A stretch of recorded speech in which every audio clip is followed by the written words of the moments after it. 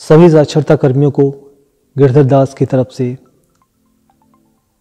नमस्कार और आप सभी को नववर्ष मंगलमय हो।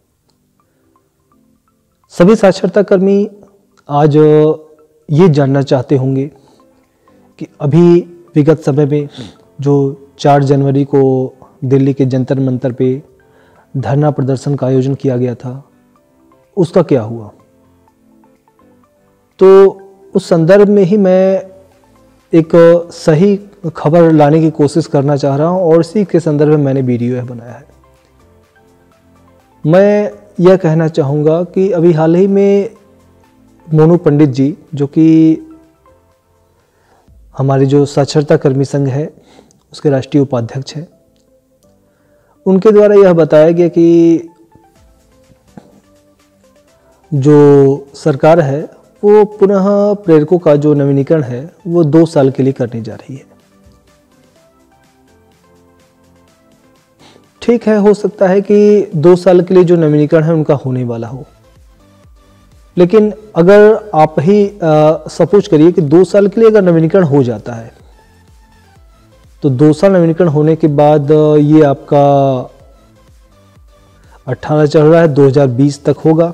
2020 के बाद फिर हमारे जो साक्षरता कर्मी हैं वो बेरोजगार हो जाएंगे। तो 2 साल बढ़ना न बढ़ना कोई वैल्यू नहीं रखता। यहां हमें जरूरत है 2 साल बढ़ने की नहीं, यहां स्थायीकरण की बात हो रही है। अगर 2 साल न बढ़ के स्थायी कोई चीज हो, बात स्थायी वाले मुद्दे की हो तो ठीक है, क्योंकि 2 साल बाद फिर अगर बेरोजगार हो जाएं, और ठीक है 2 साल बढ़ता है नहीं बढ़ता है वो क्या है, लेकिन वर्तमान समय की जो समस्या है, जो मूल हमारी समस्या है, वो जो 32-40 महीने का बकाया मानदेय है उसके संदर्भ में है। अगर वो बकाया मानदेय साक्षरता कर्मियों का उन्हें दे दिया जाए तो वो ठीक है, वो कुछ और भी धंधा कर सकते हैं। चूंकि देखिए इस समय वर्तमान समय में जो देश की हालात है वो बहुत ही आप बोलेंगे, हम अगर कहें दूसरे शब्दों में, बहुत ही संकट से हमारा देश जूझ रहा है। आप देखेंगे कि जो मीडिया है, जिसे चौथा स्तंभ माना जाता है, वो एक तरह से उखड़ सा गया है और उसका खुद पे काबू नहीं है। आप लोगों ने जब भी न्यूज़ देखा होगा, न्यूज़ को, समाचार को आप टीवी ऑन करते होंगे, आपने देखा होगा कि जब भी टीवी ऑन करते ही डिबेट चलती रहती है, सिर्फ डिबेट का जो उद्देश्य है वो क्या रहता है? जातिवाद, मंदिर, इन्हीं मुद्दों पे पूरा डिबेट, और दिन भर सिर्फ यही चैनलों पे चलता रहता है। उन चैनलों के पास इतना भी समय नहीं है कि कम से कम उन मुद्दों को उठाया जाए, उन खबरों को दिखाया जाए जो वास्तव में देश की जनता को उनकी जरूरत, क्योंकि आप मीडिया वाले हैं, आपकी कितने लोगों से आशाएं हैं कि उनकी खबरों को दिखाया जाएगा, लेकिन आप दिखाते नहीं हैं। आपके पास शायद टीआरपी उनसे ना मिलती हो, तो क्या टीआरपी के लिए ही आप सब कुछ करेंगे? ये चीज भी गलत है। कम से कम देशवासियों के लिए, देश की जनता के लिए भी कुछ सोचना चाहिए।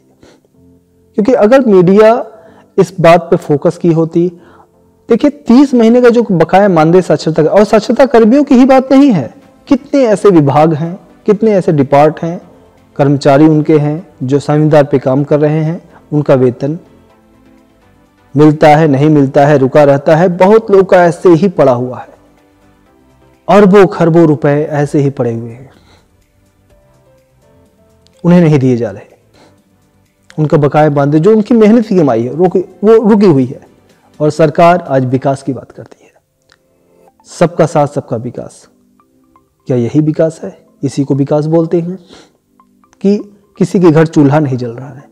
कितने साक्षरता कर्मी तो ऐसे हैं जो आज इस दुनिया में नहीं रहे, सिर्फ इंतजार करते करते करते करते वो चले गए। उनका घर आज कौन देखेगा? उनके घर परिवार, आज उनका परिवार आज अकेला हो गया।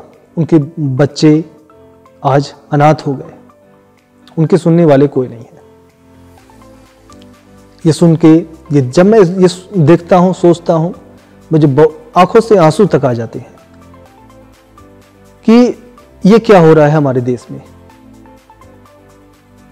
आज आदमी अपनी गुहार किससे लगाए?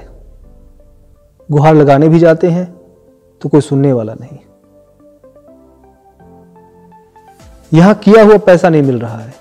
2 साल अगर बढ़ भी जाता है साक्षरता कर्मियों का, तो वो भी हम बिना मानदेय के बधुआ मजदूर की तरफ फिर 24 महीने काम करें। अभी जो किया है वो तो मिला नहीं, और आगे का भगवान मालिक है। तो मैं इस वीडियो के माध्यम से सरकार तक भी ये बात पहुंचाना चाहता हूं, और माननीय प्रधानमंत्री जी तक भी, कि कम से कम महोदय साक्षरता कर्मियों का जो बकाया मानदेय है उसको देने की कृपा करें, दिलवाने की कृपा करें, क्योंकि आप सर्वे सर्वा हैं। जनता ने आपको पूर्ण बहुमत से आपकी सरकार बनाई, उसमें हम सभी का योगदान था, और इसमें आप चूंकि उस कुर्सी पे हैं कि आप सब कुछ कर सकते हैं, बस करने की इच्छा होनी चाहिए। और आपसे हम यही विनती करना चाहते हैं कि हमारे जितने साक्षरता कर्मी हैं, कम से कम, चूंकि उनकी देखिए वो 4 सालों से इस कार्य को, 2009 से ही साक्षरता विभाग सक्रिय है, और आज उनके पास काम नहीं है। योजना 2018 में क्लोज कर दी गई है, वो डेट एक्सपायर कर गए हैं अपनी। अब वो कहीं के नहीं रहे, तो कम से कम उन पे ध्यान देते हुए उन्हें पुनः नियुक्ति प्रदान की जाए, स्थायी किया जाए, और उनका जो बकाया मानदेय है उसे भी दिया जाए। और अब 2 साल के लिए कृपया न बढ़ाएं। बढ़ाना चाहते हैं तो कम से कम उन्हें स्थायित्व, ठीक है वो कुछ कम ही वेतन दीजिए, लेकिन बढ़ाइए। वेतन वैसे भी कितना मिलता था? 2000 रुपये मिलता था। तो कम से कम उस लायक उन्हें समझिए।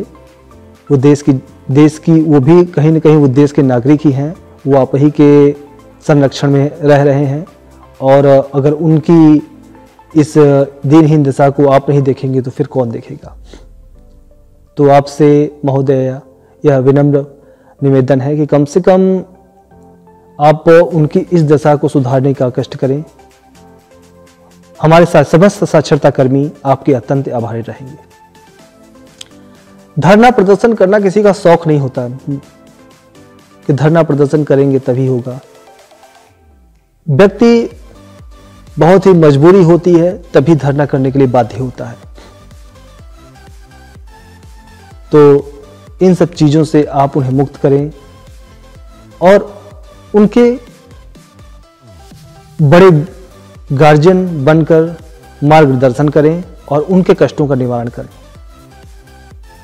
तो दोस्तों, अगर आपको हमारा यह वीडियो पसंद आया हो तो हमारे वीडियो को लाइक करें और इस वीडियो को शेयर करें, ताकि हमारी जो बात है वो प्रधानमंत्री महोदय तक पहुंच सके।